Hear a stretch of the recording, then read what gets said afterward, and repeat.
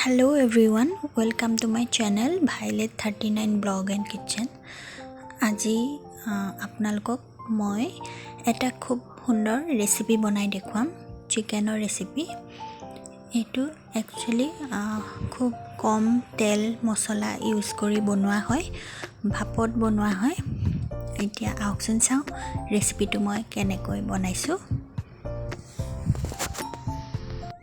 এতিয়া এখন কেৰাহী গৰম কৰি তাতে আধা কিলো মই চিকেন দি দিছো।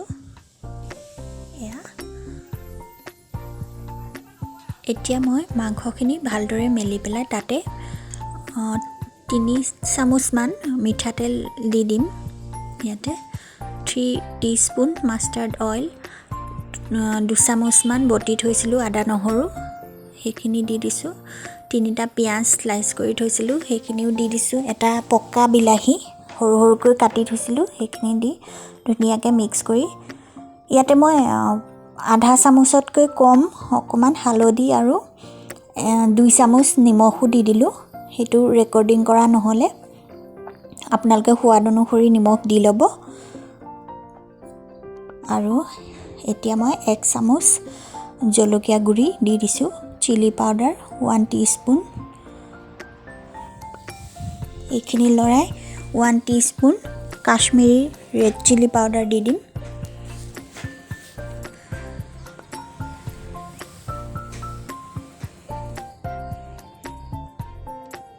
তাৰ পিছত 1 টিস্পুন কিচেন কিং মছলা দি দিম। 2টা কেঁচা জলকীয়া দিছো। 1 টিস্পুন কিচেন কিং দিলো মছলা আৰু 1 চামুচ জিৰা পাউডাৰ দিম 1 টিস্পুন।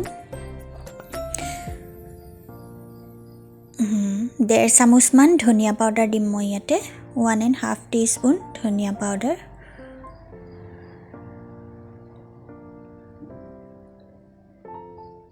এই ধনিয়া জিৰা পাউডাৰখিনি মোৰ ঘৰতে পিছি লৈছো, বজাৰৰ পৰা কিনি অনা নহয়, আমি ঘৰতে বনাই লৈছো পাউডাৰখিনি।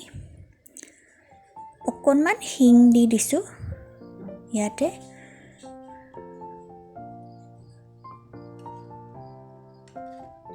এতিয়া এইখিনি খুব ধুনীয়াকৈ লৰাই পেলাই মই কেইটামান আলু কাটি থৈছিলো, 3টা মান আলু কেইটাও দি দিম ইয়াতে, ডাঙৰ ডাঙৰকৈ কাটি থৈছো। আলু কেইটা দি এইখিনি একেবাৰে লো ফ্লেমত 15 মিনিট মানৰ কাৰণে সিজিবলৈ দিম। খুব কম জুইত সিজিবলৈ দিব লাগে। এইখিনি এনেকৈ ভাপতে সিজি থাকিব।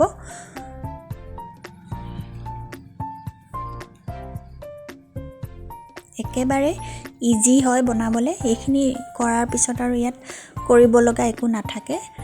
এইখিনি বহাই থৈ খুব কম জুইত বেলেগ কাম কৰি থাকিব পাৰে।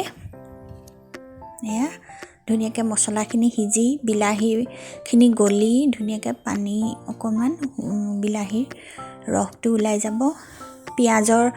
পিয়াজখিনি সিজি পিয়াজৰো ৰসটো ওলাই ধুনীয়াকৈ গলি যাব আৰু এইটো কেৰাহীত সেইটো কাৰণে লাগি নধৰে, এইটো চান্সটো নাথাকে লাগি ধৰা।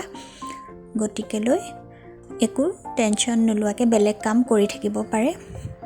আমাৰ ল'ৰা ছোৱালীবোৰে পিজিত থাকিলে নিজেই কেতিয়াবা বনাই খায়, তেতিয়া তেওঁলোকৰ কাৰণে অতি সহজ এনেকৈ বনাই খাবলৈ। এয়া 15 মিনিট মানৰ পিছত চাইছো, এয়া ধুনীয়াকৈ এয়া গলি বিলাহী পিঁয়াজ আদা নহৰু সবখিনি গলি পেলাই ধুনীয়াকৈ অকণমান পানী ওলাই আছে। এয়া খুব ধুনীয়া গোন্ধাইছে, গোন্ধটো বহুত ধুনীয়া আহিছে। এইখিনি ধুনীয়াকৈ লৰাই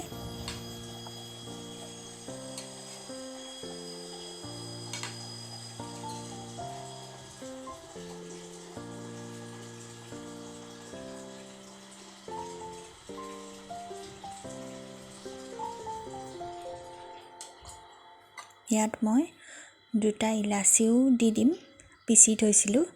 এয়া 2টা ইলাচি দি দিছো। আকৌ 5 মিনিটমানৰ কাৰণে ঢাকন দি দিব। 5 মিনিট পিছত চাইছোঁ, এয়া ধুনীয়াকৈ কালাৰ হৈ আছে মাংসখিনি, খুব ধুনীয়া।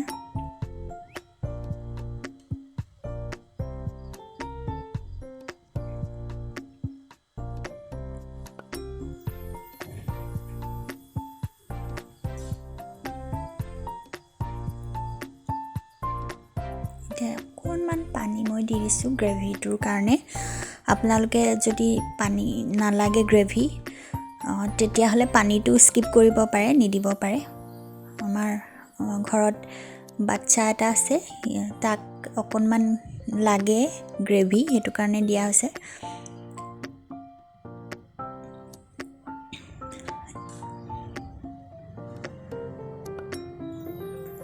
খুব ধুনীয়াকৈ সিজিয়ে আছে। এতিয়া মই ইয়াতে এতিয়া 3 খিলা লাই পাত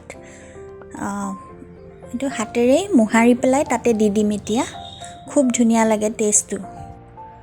লাই পাত কিখিলা হাতেৰে মোহাৰি দিব, ছিঙি দিব, কটাৰীৰে কাটি নিদিব, তেতিয়া বেছি ভাল লাগে। এতিয়া এইখিনি সিজি গৈছে মাংসখিনি, ইয়াতে মই দি দিম। এতিয়া ধুনীয়াকৈ লৰাই লৈছোঁ।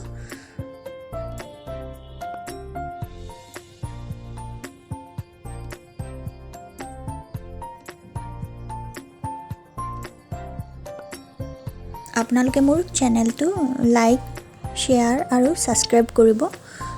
মোৰ ভিডিঅ'বোৰ আকৌ চাবৰ কাৰণে ভৱিষ্যতে ছাইডত থকা বেল আইকনটো প্ৰেছ কৰি দিব। এয়া মই লাই পাতখিনি দি দিছোঁ এইটো সময়তে,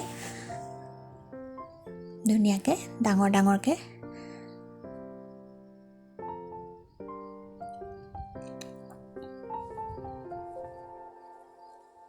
এইখিনি দি পেলাই 2 মিনিটমান সময়ে ঢাকনখন মাৰি দিব।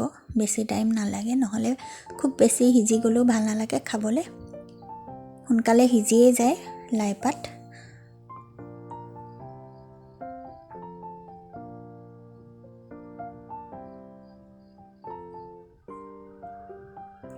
এয়া দি দিছোঁ। মই ইয়াতে অকণমান ডালচেনি পাউডাৰো দি দিছিলোঁ মছলাখিনি দিওঁতেই।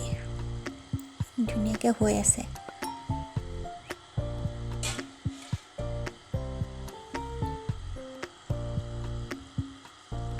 এয়া ৰংটো দেখিছে কিমান ধুনীয়া লাগিছে।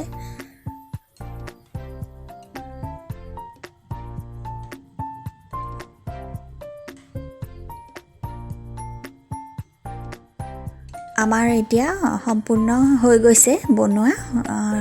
চিকেনখিনিও সিজি গৈছে, আলুখিনিও সিজিলে, লাই পাত কেইখিলাও সিজি গৈছে ধুনীয়াকৈ। এয়া এতিয়া ইয়াতে মই অকণমান ধনিয়া কাটি থৈছিলোঁ, কেইডালমান ধনিয়াখিনি দি দিম আৰু দি পেলাই ঢাকন দি দিম 1 মিনিটমানৰ কাৰণে। আপোনালোকে এনেকৈ ৰেচিপিটো বনাই চাবচোন, ট্ৰাই কৰি চাব ঘৰত, আৰু কেনেকুৱা পায় মোক জনাব কমেণ্ট ছেকশ্যনত। খুব সহজতে বনাই পেলাই এনেকৈ খাব পাৰি আৰু খুব ধুনীয়া সোৱাদ হয়। মোৰ খুবেই ভাল লাগে এনেকৈ এইটো ৰেচিপি। এয়া ফ্ৰেছ ধনিয়াখিনি দি দিলোঁ।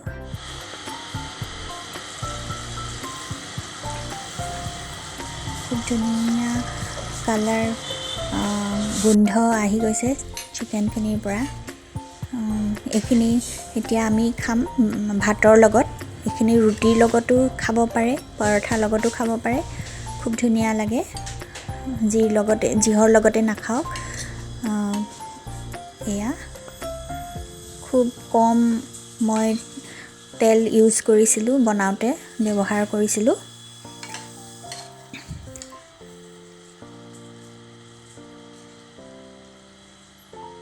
এয়া খুব ধুনীয়াকৈ সিজি গ'ল। ইয়াতে মই আৰু অলপ ওপৰত ধনিয়া দি দিছোঁ।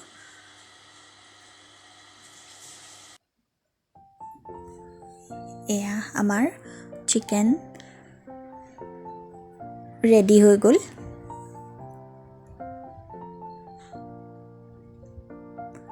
খুব সুন্দৰ দেখিবলৈও লাগে।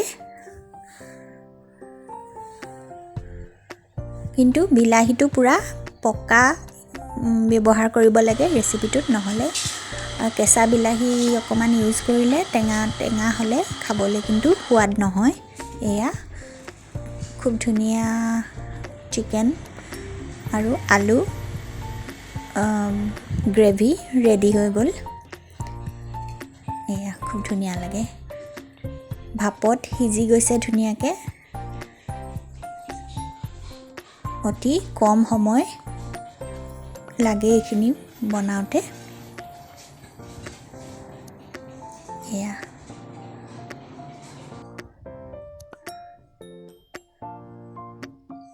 মোৰ চেনেলটো চোৱাৰ কাৰণে ধন্যবাদ।